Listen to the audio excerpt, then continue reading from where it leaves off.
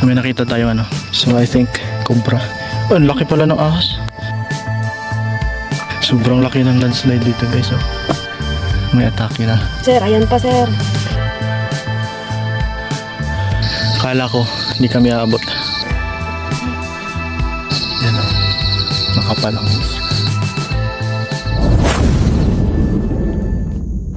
Hello guys. Time check, it's 5:30 AM. And aakyat tayo ng bundok ngayon guys. We're going to hike Mount Makiling. But before that, prepare muna tayo ng ating kape. This will be fuel our day. And after this, I think di na kami magbe-breakfast. Doon na kami sa taas magbe-breakfast kung saan kami gutumin. This is my second time na umakyat. May sasamahan lang akong kaibigan na gusto niyang umakyat ng Mount Makiling. But of course, dahil second time pa natin, we will expect na magiging hard tong trail natin ngayon. Kasi dati, hinahati-hati kasi namin yung pag-akyat. Yung first half, flat rocks, mud spring, taka Agila base.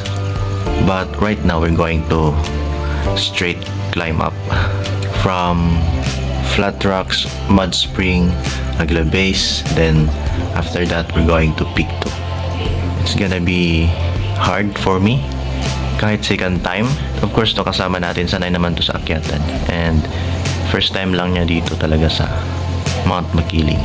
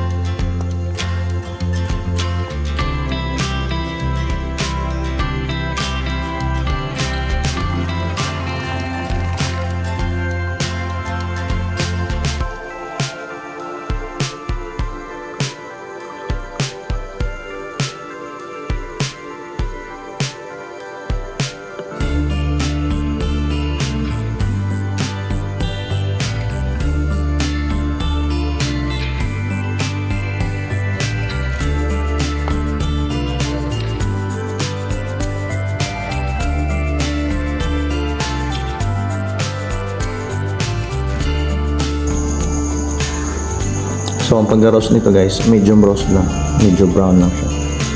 Pero fine yung pagka-roast niya, hindi siya coarse.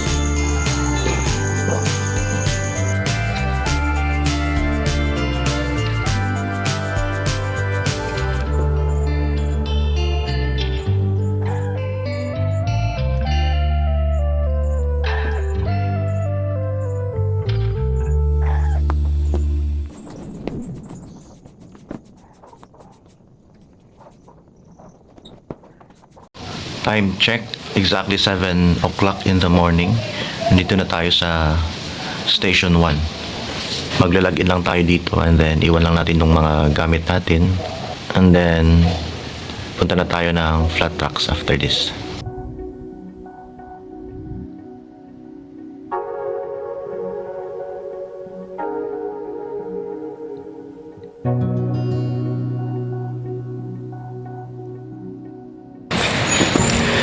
Pasok na tayo ng flat tracks guys. This is station 2. So hanggang station 30 tayo.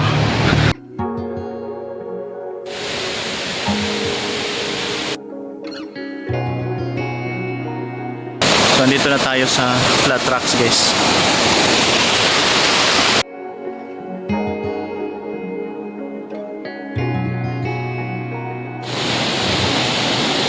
Station 3 na tayo guys.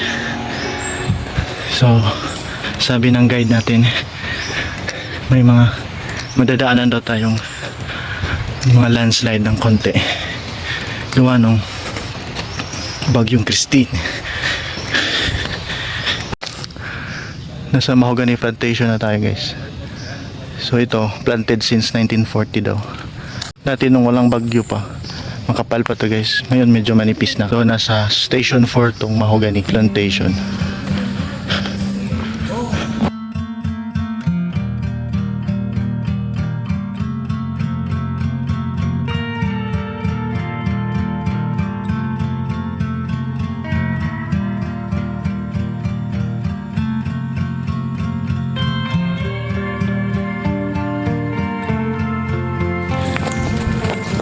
May bato dito guys. So itong bato galing daw to doon sa taas. Ayan, oh. Gumulong. Laki niya no.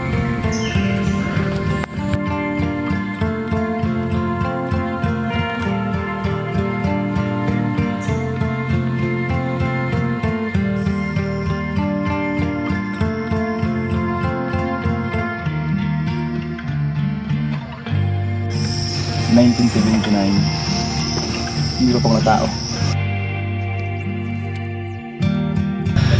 Isang nara guys. Kinain na ng balite.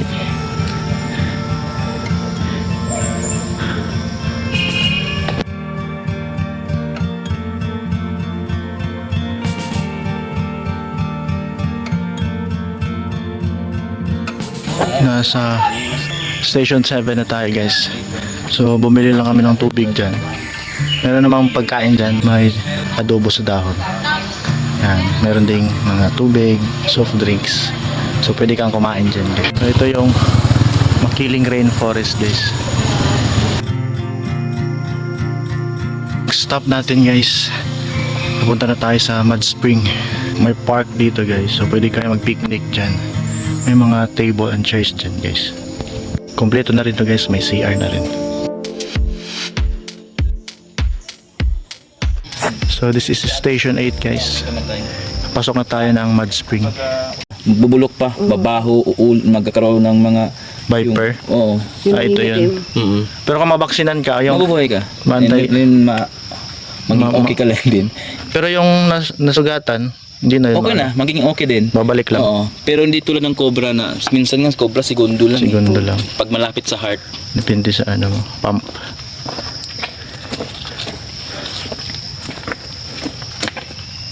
Okay. Ay, kaya pa, maaga pa. Time check guys. So 8:30 AM. Papasok na tayo ng Mud Spring. So dito may cut off yung Summit Peak to. Dapat sa station at 20 nandun ka na before 11 or 12. So mahaba-haba pa yung oras natin. Kaya pwede pa tayong pumasok dito.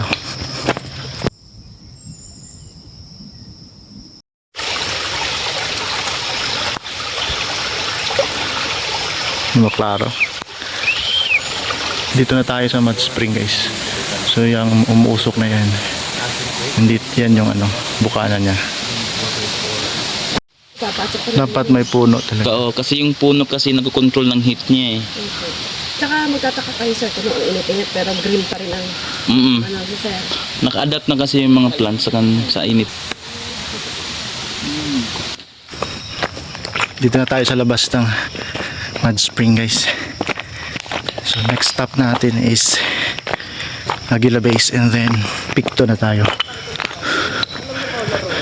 Dito na tayo sa kalsada. Pwede nga pala dito mag-bike guys hanggang sa ano, Aguila Base. Yan, may mga nagbabike dito. So this year, ito yung goal din natin na makapag-bike tayo papuntang Aguila Base. So for now, hindi pa kasi kaya. So dahan-dahanan lang natin. So kasama yung mga kasama natin, magbabike tayo dito.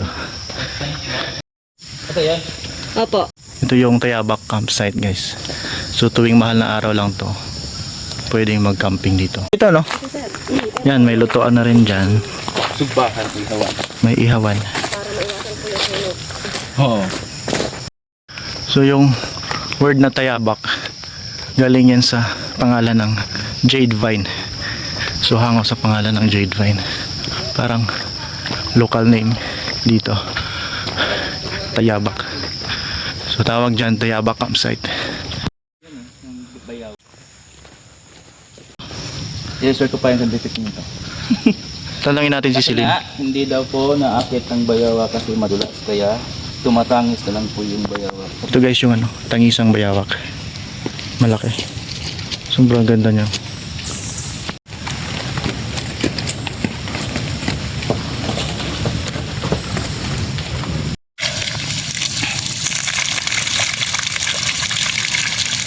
Sarap. Lamig. Nila dito guys. Preskong presko. Lamig. So time check, it's 9:30. Dito na tayo sa Aguila Base. So inom lang tayo ng tubig dito. And then diretso na tayo. So pang station 11 na to. Nag-inom lang kami ng tubig tsaka buko. Dito na rin yung dulo ng konkretong daan.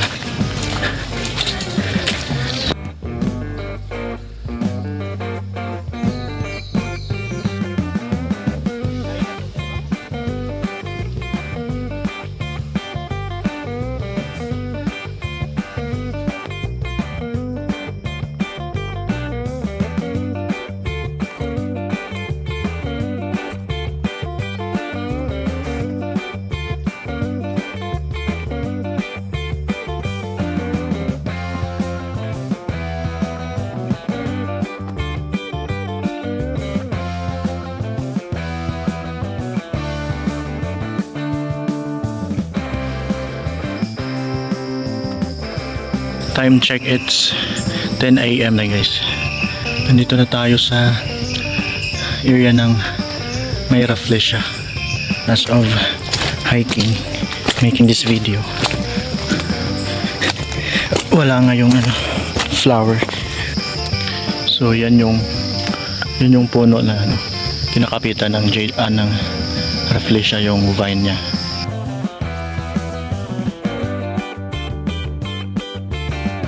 Sobrang taas ng bangin dito guys, oh. Dito.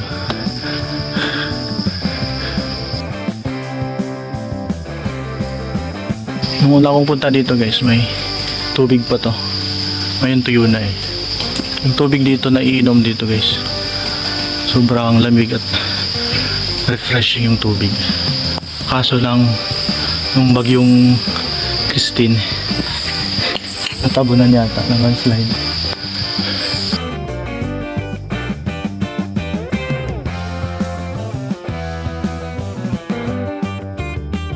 Output ng ilang linggo. Grabe taas. Grabe yung ano. Skin ng ahas. Nasaan siya? Laki, cobra pa. Oh. Cobra yan yun. Ngayon lang yan. Baka sir. Hindi, matagal na. Nalagta na eh. Cobra eh. Laki oh. Ano? Nalaglag. Hindi, nag-chin skin siya.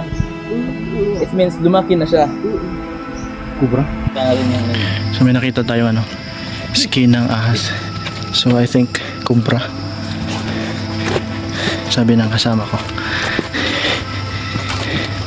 Kaya lahat talaga yung silag kasi walang ahas. Sobrang laki ng landslide dito guys, oh. Grabe. Oh, ang laki pala ng ahas. Pero yung ahas naman, hindi naman yung agad pag hindi na siya nasaktan. Ang problema lang kung gutom siya. Kasi pag gutom, aggressive yun. So At yung, possible din po yan yung kung landslide. magkakaroon pa ng another landslide. Kasi nga yung lupa, weak na, malambot na. sobrang laki ng landslide dito. May atake na. Sir, ayan pa sir. Ayun, ito pa oh. Ito. Sige.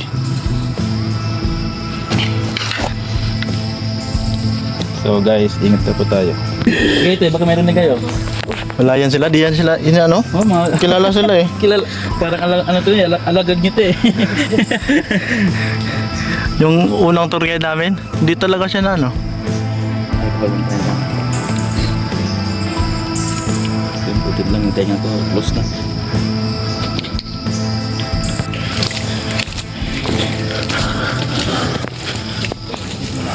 So papunta na tayo sa station 18 guys. Nagsimula lang mataki ang alimatik.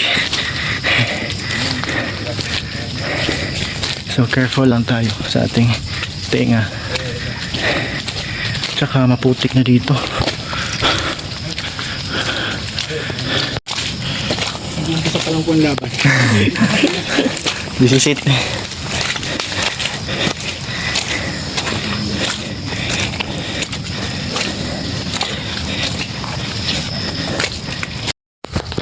So matarik na guys. So station 20 na tayo. Try natin kung makahabol tayo sa oras. Pero kung hindi, balik na tayo. Dito na yung sobrang tarik.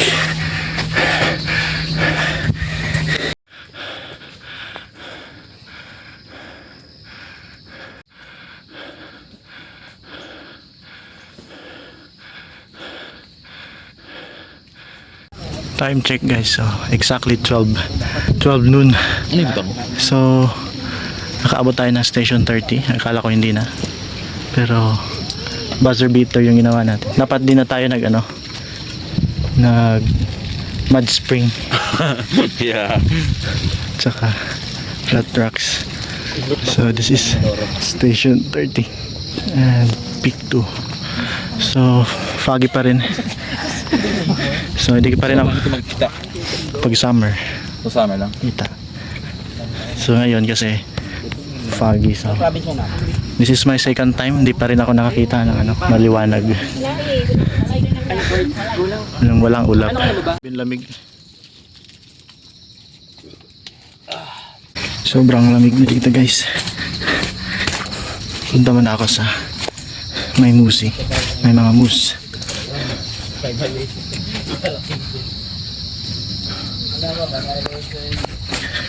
Sobrang kapal ng fog dito.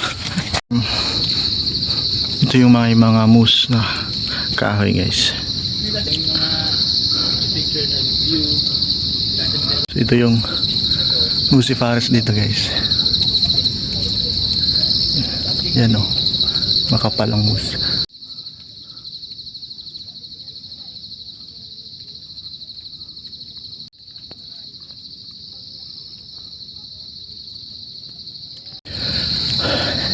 Buti na lang malamig dito sa taas. Grabe, sobrang hingal ko kanina. Kala ko hindi kami aabot. Pero exactly 12, nandito na kami sa station 30. So siguro mga 1 hour kami dito. Baba na kami. Kasi ang cut off dito sa taas, alas 2 dapat wala nang tao dito. So mga 1 PM, mababa na dapat yung mga tao.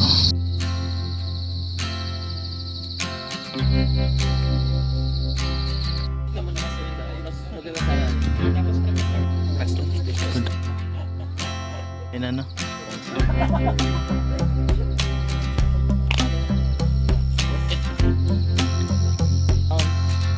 Kitanglad. Katanglad.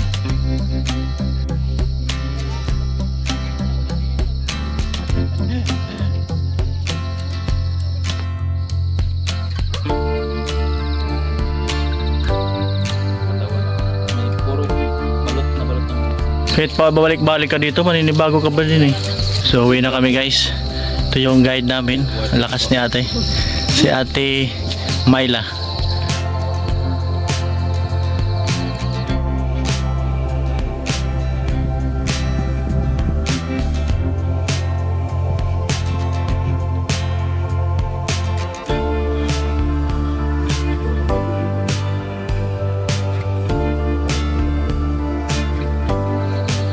Tandaan lang, makakarating din tayo. Pag nandiyan sila sa ecosystem, it means healthy po yung bundok or yung forest. Babaha na. Saan sa Mindanao? Patay na to Ito siya, tumutubo siya pag yung puno ay patay. Gabok na. Ano to eh? Sakit, kumbaga.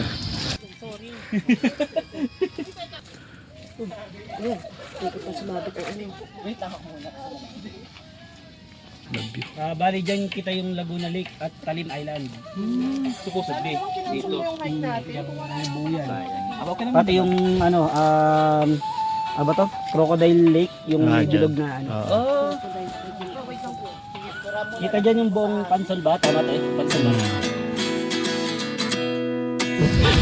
Ang sarap ng hangin. Oo, lamig niya. Presko.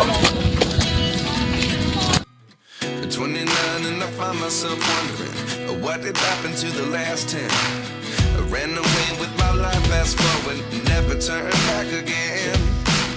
It's kind of funny. May nakasabayan kami guys galing taas. So, hindi boring yung pagbaba. Kasi, may kakwentuhan ka na. Dandahan lang din kami. Pero, it's 2 o'clock na. Dos na ng hapon. Gutom na ako.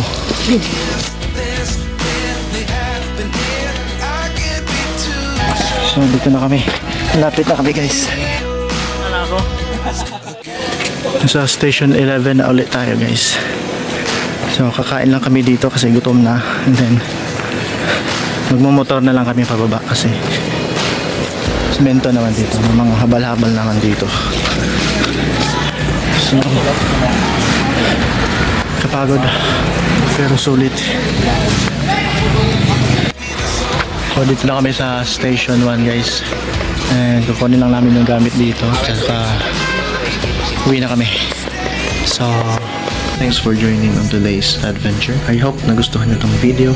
Don't forget to like it, share it with your friends, at mag-subscribe na rin para sa mas marami pang adventures. Hanggang sa muli, ingat tayo palagi.